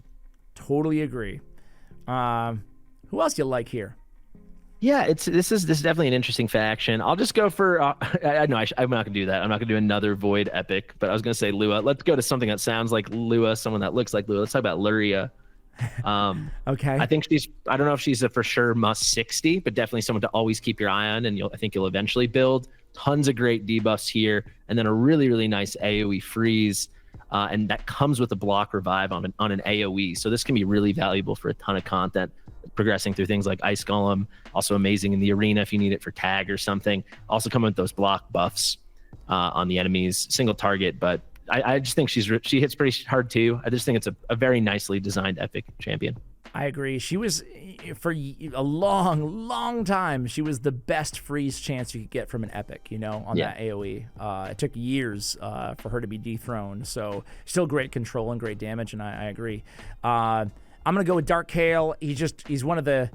Do you have him yet on your account or no? Oh, not even close, no. Okay. What is he, like the 6th or 5th? I don't know what number he is, but do you have Archmage? Man, my account's like 19 days old. Okay. I haven't even cleared normal Doom Tower. What about your old account? Or was that before Doom Tower? Oh, my old account, I had like the first 7, I think it was. Okay. Yeah, I had Dark Kale back in the day. All right. Well, he's still a boss. Deal with it. Yeah. He's got all those poisons, great for single target, a great AoE on the A2 with the decreased duration of all debuffs, and then just that money A1 ability. Love the A1. It's a triple, and you've got the poisons and the burns on there. Like really solid to have both those options. And the Delirium, such an underrated passive, considering bosses have a 15% crit rate. I think a lot of players, when they first read that, they're like, okay, what do I care about a 15% crit rate? Well, that is the critical hits that can disturb your auto runs and waste your energy that it can mitigate. So I think that he's a great champion, even for how long it takes to get him. Yeah, absolutely. I love getting rid of that RNG. So for content where you're dealing with a boss or something, you're putting out the poisons, thus decreasing the crit to 0. Now you don't have to worry about runs going awry, stuff like that. I also really like how he kind of does feel like a leveled up version of Kale. I feel like with Dark Aethel and Elaine, they kind of just feel like new characters. This does feel like maybe like an improved version of Kale for a lot of content. So yeah, they did good with the Kale trajectory, right? Supreme, I feel like has fits that same motif. All right. Anybody else here you got on the Dark Elves, man? 2 seconds for Lua. She hits real hard. She can ignore stuff. I've always liked Lua. I don't know if she's been power crept or something, but she's someone I used a lot. She could snipe people in arena and help me with some waves. She's also a real pest to go up against in waves when she's on the PvE side of things. I'll be fair. Like she's not my fave, but I haven't used her in forever either. So like maybe if I did dust her off, I'd be like, okay, you still got it. So I don't want to be too unfair to her. You can. I just think that. Well, I don't want to talk about a girl that I haven't danced with in a while. Fair enough. I like Direndil. He's my favorite epic nuker attack-based nuker in the game. But Okay. it's only if you need nukes, man. If you need nukes, Dirindil's got you covered. He is a beast. He's a beast. He's a Force Affinity beast. But he's pretty damn one-dimensional, you know? You got a little freeze chance on the A1. It can be decent. It can be decent for Fire Knight, too, if you're looking for a freeze A1 option. But just that dispatch them and the Royal Assassin, they smack. So if you're looking for a nuker, Dirindil will not let you down. Yeah, this guy is brand new to me, but I've heard pretty good things that just the multipliers are all there. Real hard hitter. Very hard, very hard. Caden is a conditional guy, the Blue Knight here. He's the Revive too. I feel like I should give them all a shout out in every faction, right? Yeah. He's the double Reviver if you're looking for a Reviver. And then lastly, Ryan the Conjurer. She's kind of, a lot of people compare her to a Madame Serish because she got the buff removal, but she's got the weaken to Madame Serish's decreased attack and decreased defense. And it's a 3-turn cooldown, which is nice. She also has a very mediocre single target revive, but it is a revive nonetheless. So she's definitely a compelling champion. I think a lot of players, when they get her, will end up using. Yeah, I think you get her at a good point early enough that you definitely still need it. Like you probably don't already have like a Lydia or something doing decreased defense and the weaken. So this is a nice way. Like you probably already have a bunch of decreased defense champions because there's so many in the game now. This kind of fills that void while bringing other support and a tiny bit of damage. I think she's a well-designed champion for sure. Me too, man. Any others here before we move on to Knight's Rev? No one catching my eye, to be honest. It's funny, though, because I remember when Faction Wars was first becoming a thing before Lydia was even introduced. And then once Lydia was, everyone was noticing which factions were way harder than others because, like, we didn't have revives, we didn't have AoE decreased defense. Oh, yeah. And they really did, over a couple months, systematically introduce this 2 revive thing, like you're saying, the AoE decreased defense, like we've mentioned. It's kind of funny going through it now and just seeing it right in our face. It's a lot. Any OGs out there watching will empathize with this, but it's a lot easier than it was back in our day. Yeah. You know, like it was, you know, in some factions, I remember Demonspawn, if you didn't have Duchess, it's like, good luck, man. Like, good luck, you know? And I didn't. And me neither. That's why I like Tanix, I think, so much. That's why I give her a shout out. I was like, I need someone to heal my team. Nice Revenant, man. This is a stacked this is a great here. I love the Knight's Rev. I'm gonna go. I started with the Dark Elves with Madame Serris. I'll do the same patch as her. I'm gonna do Miscreated Monster. This is a really I started right after this patch, so just come out of the Brockus Halloween stuff, that fusion, and then Miscreated Monster and Madame Serris drops. Just so great. I love the shields. I love the damage. I love the stuns. I love the ally protect. He sustains himself pretty well. You get some cheeky fear out there. And you even have a big version decreased defense on the A1. This is just a great champion. Hard carry if you can get him nice and early. I agree. He may tail off like a little bit towards the end game, but that's not saying much because he's still like such a, and even in the end game, man, even using that A2 and like more restrictive content is so powerful. I love Frank, man. I really love this guy as well. He's one of my favorite epics out there. All right, there's so many to choose from, so let's go. I'll go rapid fire here. Rapid fire. I'm going to give it to Whisper. She's the best. I said that Dirindil was my favorite epic nuker. Whisper's the best epic nuker. In terms of just raw damage, I think that, you know, us creators, myself especially, can throw around hyperbolic language, but she can outdamage mythicals, most of them. You know, that's how insane she truly, truly is. Slap on some Merciless. She's even exponentially better with the extra turns. Just so much single target damage. It's really absolutely insane. I mean, she is the best boss killer, PvE damage dealer out there. Yeah, I mean, she was never has a kit been more designed for relentless gear or now merciless gear. She's just got every opportunity in the world. It's crazy to think back. She was like one of those Amazon. You remember those Amazon Prime login champions? Oh, yeah. That was her. We all thought she was like, very she's pretty good. No fanfare around her. Like, okay, yeah, it's like, oh, she hits kind of hard, and Yeah. now here we are, like 6 years later, and she's such a queen. It's crazy. It's so true. So true. Yeah. Such a cool aesthetic. She's almost like steampunky vibes too, you know? This aesthetic, there must be players where this is it for them. This is number one. This is the aesthetic. I would say so. Yeah. All right. Who you got next here? You can guess. I mean, we've talked about 2 of the 3 epics on my download link. I've got to talk about the last one, Miss Rector Drath. She's awesome. I mean, Veil, perfect Veil, AoE perfect Veil is hard to come by. You're going to need that for Hydra, and she's giving it to you in the biggest of ways. A very, very powerful single target revive on the A3. And she even has big version decrease attack break on the A1. Underrated thing with her, I think, is going to be the passive. When allies are under any kind of Veil, so and doesn't have to be provided by her. It's just in general, they're going to get a nice heal.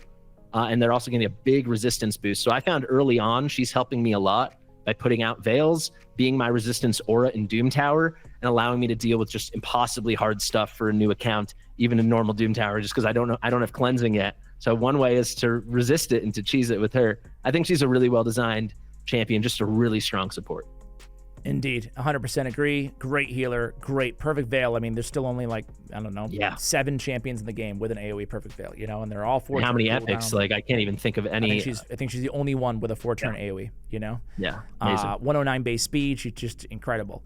Okay, I'm gonna go with Sabbatha, or Dawncaller Sabbatha. She's a very interesting champion. I think that a lot of people were like, dude, is she the best epic ever, or is she super overrated? I feel like as with life, I think the truth lies somewhere in between. However, she's very good. Increased defense, increased attack on a 3-turn cooldown, big version on the same ability. She got a revive, a decent revive, 100% turn meter, which is very nice. 25% HP, not very nice, but is a 4-turn cooldown with block damage. And then whenever this champion revives an ally, decrease the cooldown of one of this champion's skills by 1 turn, which, you know, if you open up with a revive, you can just have the revive again ready to go. Very competent revive and support champion that can help a lot of players progress all the way till the end game. Similar to some of the champions you talked about at the very end game, she can fall off a little bit. There's just a lot of options out there, you know, but very, very good for progression. HP in all battles too on the aura. Yeah, I think that revive can't get slept on. I obviously just started playing, so I just missed her from the previous fusion where you could have just picked up a copy of her instead of going for the Lego. I mean, this is like a little Sifi action on this revive. This is really crazy. It's nice to get that full turn meter. You know, it really is in the block damage for 2 turns. You know, so you take the turn, and then you get a whole block damage while you wait to get healed. So, very good reviver. A new addition to the game. Pretty cool. Who else you got here? Yeah, this is a great faction. Sheesh. I'll pick one of my OG favorites. We're just going to go Skull Crown. It depends where you get her, how insta-60 she is. But, I mean, she's going to help you a ton of content. Great for faction wars with that unkillable, letting you cheese through stuff when you should have died. She just hits super hard. She's got that big version weaken and the big AoE on the A2. Also an AoE on the A1. Synergizes really nicely with Sinesha if you want to run some kind of blender. And then that unkillable coming on the passive. Actually, another second passive. I guess this one's conditional with Sinesha, but you get that pop back up. She's just great. Arena Aura, same like Gorgorab. Love Skull Crown. Did I say Skull Crusher? I meant Skull Crown. No, either way, we knew who you were talking about. And I ran her as my aura lead way back in the day for so long. I felt like I ran her like with Seeker boosting into a Skull Crown, and I love Skull Crown. I love that she has that unkillable. It's just really good survivability, great blender still option, and great damage in a variety of different places. I run her in stun sets all over the place still, just as a control champion for whenever I need her. So I think she's still a very healthy 6-star recommendation. I'll go with I think Sinesha is a little bit more conditional maybe than a Skull Crown, but she still deserves a massive shout out. I love that she can just neutralize an enemy and heal the ally who needs it the most, and has one of the better heals in the game in the equalization on the A3 with the AoE, with the kind of inverse extra hit mechanic as Skull Crown. So I think she's super solid. I think I remember when any others. I was gonna say, I remember when those blender comps first came about, like when that meta arrived, and that was everything. Every single comp was some kind of ally attack with those 2 girls in the right speed tune. I've had a kind of an undercurrent with my suggestions of I like a simple kit. It doesn't get more simple than Doom Priest. Yep. Love Doom Priest. That A1. Excuse me, not that A1. That passive. Sorry, I lost my. Love that increased crit rate, small version. Yeah, no, I meant when he takes a turn. That's what I'm trying to say. Indeed. I mean, you get the cleanse on everybody, just the 1 debuff. But if you get her going fast enough, you're going to get tons of cleanses and a nice little heal as well. Doom Priest, it sounds so basic, it sounds so simple, but it makes such a big difference. It's so true. And she's a champion that really, she is worth a heavy investment. But the nice thing is like, as long as you can keep her alive and keep her taking turns, you got everything you need, right, in that passive for the most part, right? So, like, no books required, no, not even level 60. I mean, especially progression, it can be hard to level rank everybody up right away. So it's nice to have that option out there. I'm gonna go plug and play. Yeah, exactly. I'm gonna go with. I'm gonna keep going here. In the theme that I'm doing in every single faction, Malkith Bloodflock is the 2 revive option in this faction. So he's got the 2 revive, and I love the increased duration of all enemy buffs, or decreased duration rather, and increase of all allies. I love that A2. I run him in Clan Boss as a Wixwell kind of combo champion. I really like this guy. I like the kind of the whole motif of him as well. Like aesthetically, he's very, very cool. Yeah, he looks better. I think with fresh eyes, it feels really different to me. Like some of the mythicals look fantastic. Some of them look underwhelming. Like this guy looks better than the Night Rev's mythical, in my opinion. This is crazy. Doesn't he look great? He looks fantastic compared to Embry's. Not that Embry's looks so bad, but this guy really looks like this guy looks crazy. Embry's base form is, I think it's cool, but man, that alternate form is like, that's cool. This guy's like, what? But anyway, I digress. Malkith, totally fresh to me, but really nice that he's got that buff extension. That's always hard to come by. And I guess, maybe Knights Rev was lacking there. 2 pick me up. Little reviver. Can I shout out one more? Yeah, of course. We're gonna go Sepulchre Sentinel. Okay, there's a kind of old school option. She feels so basic aesthetically, doesn't she? The hair is a hot disaster. I mean, this is some amorphous, gelatinous blob. Jesus. But yeah, nice simple kit, really, really good. You wish the A2 was on a 3-turn cooldown, not a 4, but if you're going to use her in Clan Boss, just run that 4-3 tuning. Increased defense with the block buffs or 2 turns is kind of huge, and combine it with a really, really reliable decreased attack. I really like that. You also get that chance to block the incoming damage, which does make a big difference. And then if you need it for Clan Boss, that all battles defense aura 25%. She's not going to be a must build for every account, but for a certain account, she's like if I pulled her right now, she'd be cut the whole line, my next 60. Yeah, I agree. I agree with that assessment. Like, it can help a lot of players, not an auto. It just depends on what you need, but she brings a unique support kit to the table still to this day. Same thing with Ilesia. It's the same boat, right? An AoE increased duration of all debuffs, and an AoE decreased defense, both return cooldowns, and then a great Hex applier on her Feast of Woe. So decreased defense, damage, and Hex, she's going to be your gal. But if you already have that covered, then take a skip. So there you go. I think that concludes my Knights Revenant. What about you? I'm good on the Knights Rev. I'm ready for my favorite faction. Dwarves are your favorite, or Knights Rev are your favorite? No, Dwarves are my favorite. I'm ready to go. Knights Rev is my favorite, so I'm glad we don't have the same favorite. Okay. We couldn't do that. Go first, man. It's your favorite faction. Yeah, I think I'll leave the guy to you. I'll start with Demitha. I've never known how to say it. I say Demitha, but I say everything wrong. So then I'll start saying Demitha in your honor. Block damage, 3-turn cooldown. She was a free fusion epic back in the day, and she was instantly better than like almost every legendary block damage hero. Phenomenal. What else is there to say? You can increase the duration of all the buffs too. She enables some of the craziest stuff as early as possible as you could do it in the game. Just love her. I agree. Channel the Bloodline really was a game changer. Still is. So I concur. I will go with, I'm going to leave the guy to you. Instead, I'm going to pass it right back. And I'm going to go with Morag Bronzelock, one of my favorite little epics in the game.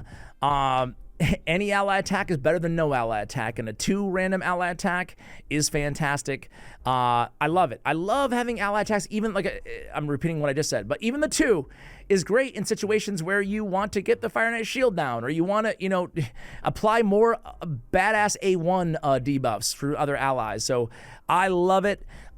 She's the only epic that has a strengthen big version on a 3-turn cooldown. There's one rare and one epic, and she's got it.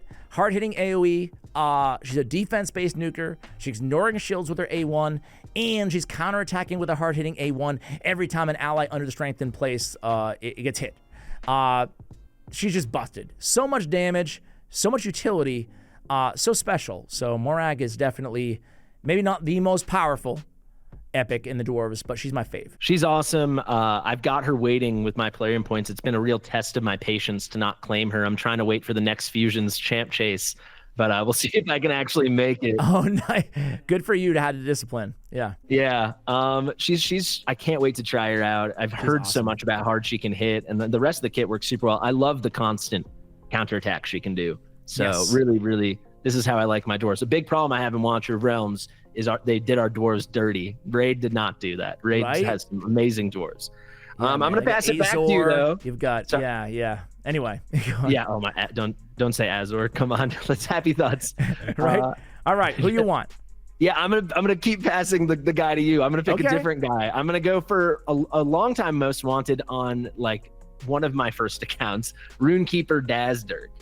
Yeah, that's a great shout out. I wasn't sure if you were gonna know him, but apparently he was like, I think like beginning 2021, sometime in there. So I've been playing it 2 years or so. Really hyped when he came out. I mean, it's kind of like a classic raid thing to me. I love this aesthetic. This is like how a dwarf should look to me. But the render is the most. I mean, just watch his beard clip through every single piece of this design. It's crazy. But anyway, the kit, phenomenal. We got that Fortune cooldown with the full cleanse, huge heal based off of his pretty massive base HP, and then you throw the continuous heal on anyone that got cleansed, which probably is everyone if you're using the cleanse. I don't like continuous heal, but continuous heal on top of an already huge AoE heal, that's the kind of gravy I'm into.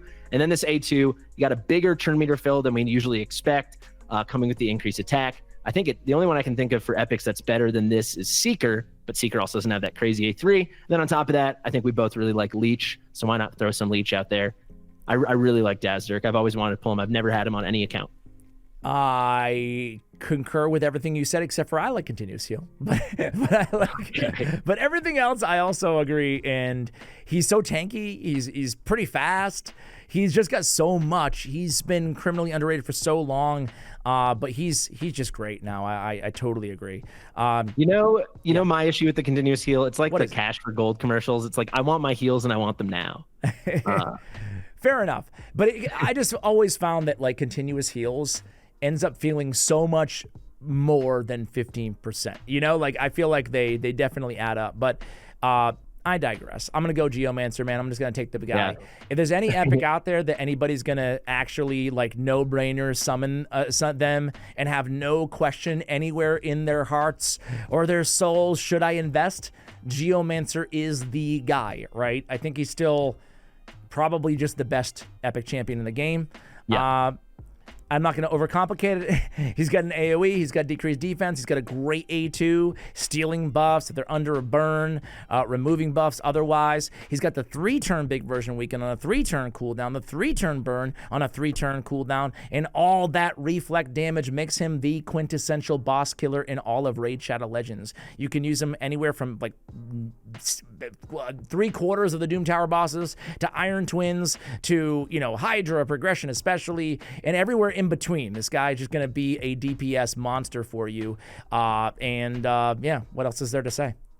The only thing I would say with Geomancer, even if his passive didn't exist and his A3 didn't exist, let's just say his A3 was, AoE small version decreased defense. Who cares, right? He still wouldn't even be a bad champion. He'd be fine, So like the baseline for him is not even a bad thing to start. And then you throw on probably the most busted skill combo, certainly of any epic champion in the entire game. I think it's kind of remarkable. They must have just not play tested him. I know they slightly nerfed him a little bit once, but like obviously it's way too late now to do it properly. To me, he's like significantly better than even like Seer or something. Obviously it's different kinds of content, but I always thought he was head and shoulders the best epic in the game. Yeah, he's an absolute beast. They were gonna nerf him that whole passive pretty hard, and then they decided against it, and I think they made the right choice there. I think they made the right choice. But I heard they were flirting with it very, very hard. This is like a couple years ago. This deep in the video, I thought they should have nerfed him when he within 2 weeks of him coming out when they still had the chance. It's clearly too late now. I don't think they should do anything now, but he's so strong, it's stupid. Like the haves and have-nots of people with Geo and without Geo, it's probably the most stark thing in the game.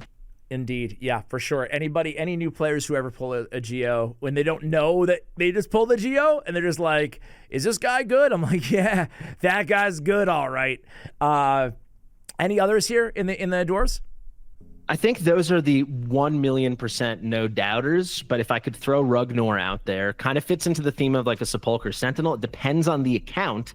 But again, if you get him at the right time, this guy can hit really hard, and he's got kind of a lot of the things you're looking for. He's putting Leech out on the A1, on the A2. He's doing this weird little sacrifice, but it synergizes really well with his passive, and it hits really hard. And then finally, this A3, you're getting the increased attack on him, and then you're placing the big weaken, the big defense. It can be really, really huge for single target stuff for a big part of your progression in the game. Interesting. I've never been a huge fan, but also he's one of the only, I think he's one of the only epics in the game that I have not maxed out, honestly.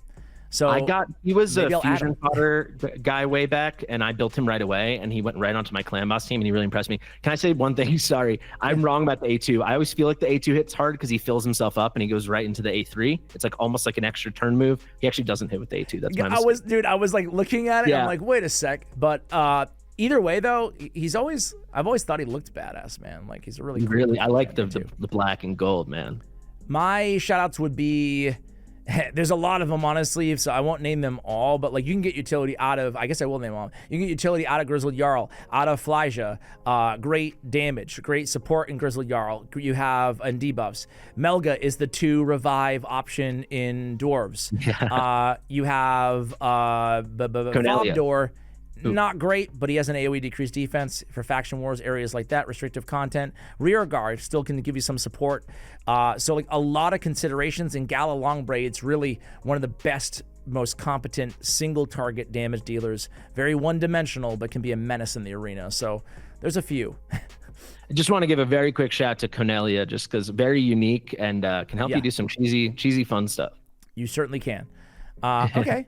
We're on the home stretch here, man. We're Shadowkin. We are, and it's going to be the Ash show right now because Shadowkin was fairly new. I was like a year in, a year and a half, 2 maybe, and then Sylvan Watcher was added right before I took my break, so I know almost none of them. There's like 2 that I can talk about. It's cool, man. Why don't you talk about the 1 or 2 that you're familiar with, and then I'll jump into some rapid fire recommendations. All right, I'm going to take the low-hanging fruit with the Shadowkin. Taragi, to me, unless someone else crazy has come, he must still be the best epic in this faction. Correct me if I'm wrong. Is that a hot take? I don't think it's a hot take. I think he's definitely in the conversation. A lot of people would agree with you. He's not my favorite, but he's like in the conversation with my favorite. You know what I'm saying? Well, I'm really excited to hear the rebuttal you're going to propose. I'll be really fast with Taragi. You got the big version decrease attack on the A1. I've mentioned it many times on many champions in this long video. I love a 3-turn AoE provoke. And then ally protection is just such a hard carry. The way it's coded is so weird. He gets those big shields. He's got a huge HP pool. And then it all synergizes beautifully with that passive where he's putting out some more poisons. I really like Taragi. I find him to be like the hardest carry. I think if you get Taragi, you better be finishing your Shadowkin faction wars because you'll tell me who the two revive pick me up is, but that and Taragi, that should carry you to the finish line already. No, he's a great support, great progression. There's probably no one better for it. Well, this is the thing about this game, right? Is like it just depends on what you need, right? It really truly does. So there's no right or wrong answer at all, obviously. My guy would actually be right next door is Hatatsu. Now, he's not as known as Taragi the Frog. He doesn't have that badass passive with the poisons, which is really cool. But he's got the leech. He's got a lot of books, by the way. He's got a leech. He's got a decreased attack. And he's got an increased defense and a continuous heal on a 3-turn cooldown with a defensive aura and in all battles. And will remove a debuff from this champion at the start of each turn, but he prioritizes CC debuffs, which is really, really nice. So he can't really be stunned, at least not 2 turns, or not when there's off cooldown. So the damage mitigation with the increased defense and the decreased attack and the heals and the leech and the cleanse and the aura, I think he's just such an overlooked support champion that I absolutely love. Fairly simple, but really robust kit. No, I really like him, and like I'll tell you, like I mentioned Sepulchre Sentinel. This is like in many ways a new and improved version for a lot of content. Another champion, if I pulled, he would cut the whole line and be my next 60. There's a lot going on here. Another one I used in Faction Wars. Shadowkin was the last one I cleared. They didn't have Sylvan Watcher Faction Wars yet back then, but yeah, super strong. I love that shout. Can I tell you a sad story? Sure. I've pulled very few souls so far, but I had a 3-star Hotatsu soul I was saving. and I miscalculated how many souls I needed to sell to buy a Sun Wukong one in the shop. So I sold it, only to realize I couldn't buy the Sun Wukong one, and I ditched my Hotatsu souls. So that was sad. Oh, no. Yeah. That stinks when stuff like that happens, but Yeah. it will all work out. You'll get another one. Okay, you know what? Actually, looking at Shadowkin, there's a lot of crappy epics here. Like, I'm not going to lie, you know? There really is. For a new faction, you'd think it wouldn't be the case, but unfortunately it is. Sylvan Watchers, it's hard to find. You throw a stick, you're going to hit 5 good epics. This is kind of the different situation. Yes. Burungiri can be a very niche option for Bommel because of his passive heal. Not as good as the Red Lady and on Lady Annabelle, but it's a flag if you're struggling there. Sachi can have some utility. Nagorio can do some damage. You got to talk about Gembo.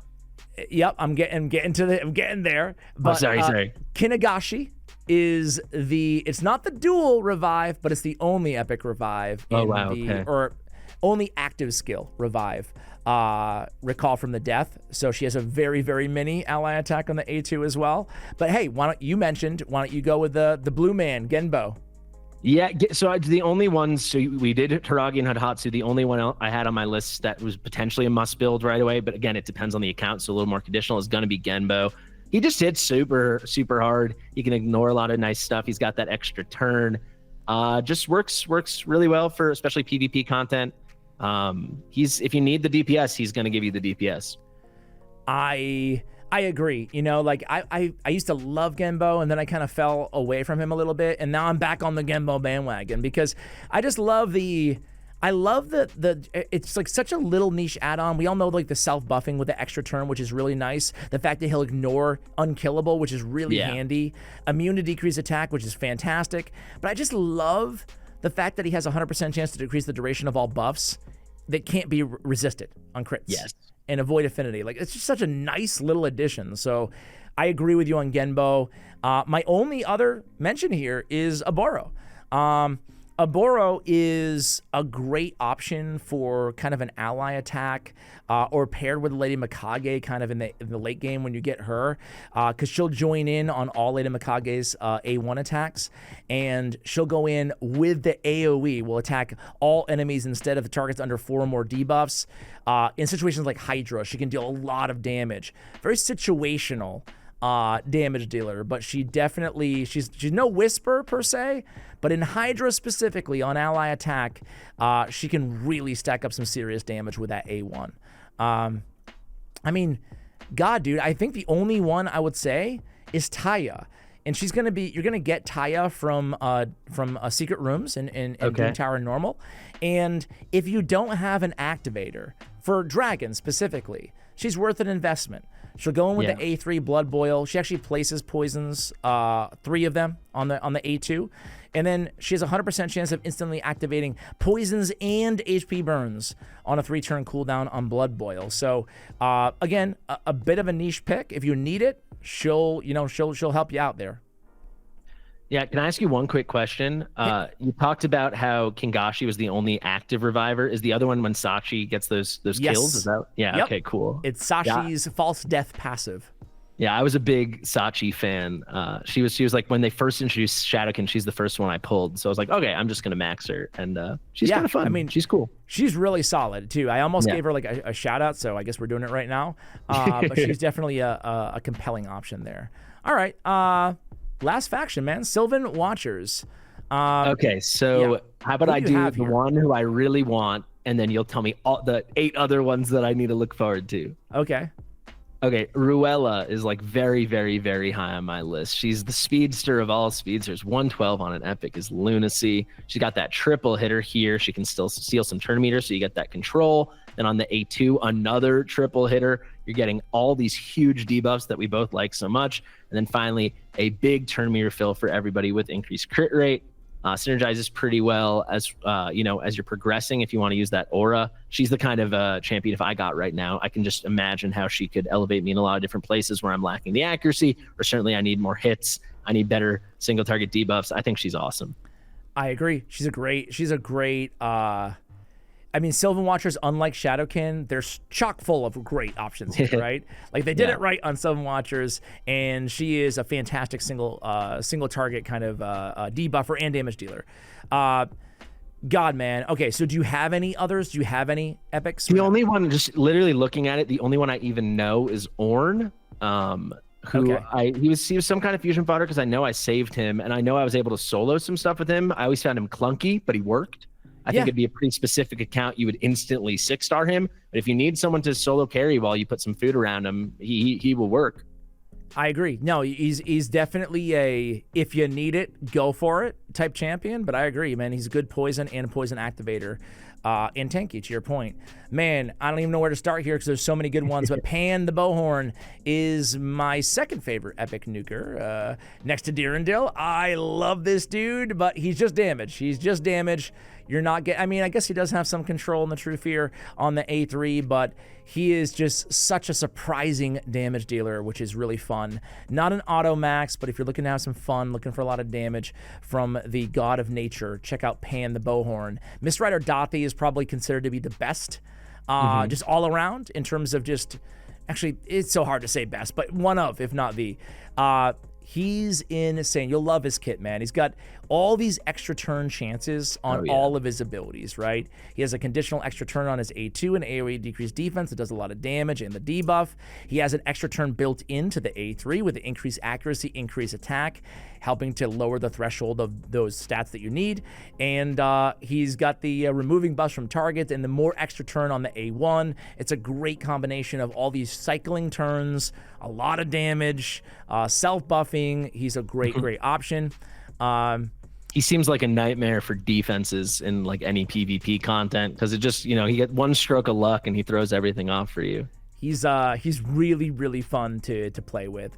I think the first epic added, I want to say, is Duden the Runic to Sylvan Watchers, and he is a dude that he might be like, take him to level 50 and see what you think of him, because you can get so much utility out of him without the full max.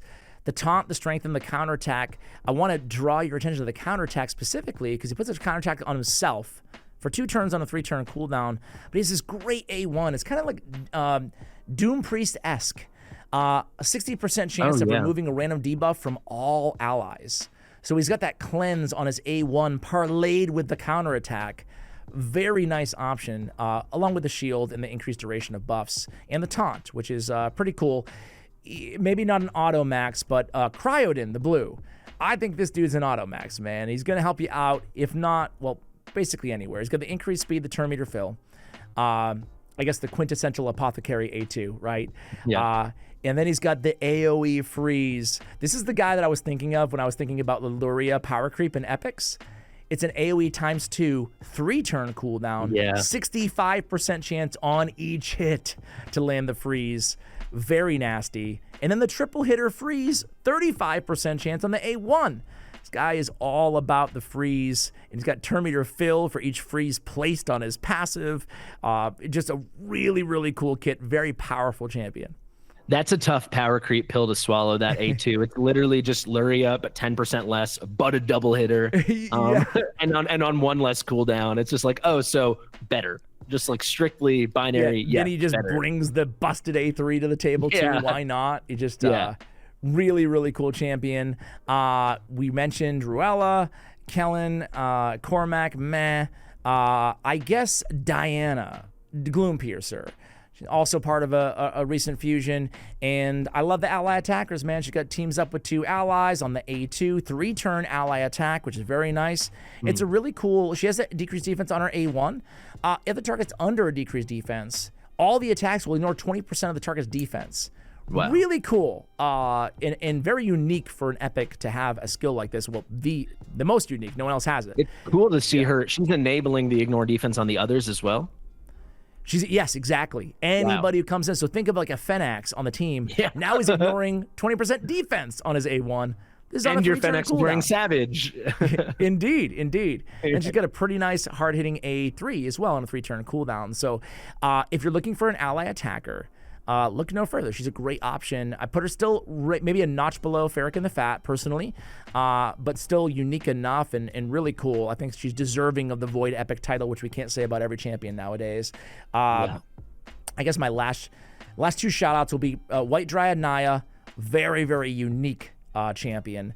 She's got a 3-turn ally protect with the strengthened weak version, but still nice. She's got a very interesting righteous revival on her A2, which is basically a cleanse, a heal, and then decrease cooldown of all of their skills by 2 turns. So when you combo this with like whoever your most powerful champion is, if a champion has a busted skill, you can use her to really exploit that, right? With that cooldown. And then the AoE decreased speed on the A1 is nice too. Very good in Hydra, like with a Trunda or something, like anybody who's just like really, really powerful in one skill. And then my final shout out will be Ayala Life Braid. She's not an auto max.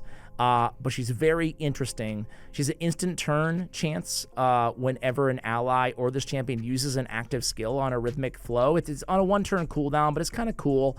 But what I like about her is that she has block debuffs for 2-turn duration and a pretty solid heal on A3. If you're looking for a healer, block debuffs champion with a little bit more utility as well, she can help you out, but she's not an auto max for me. I think that's it, man. I think that we did it, dude. We did it.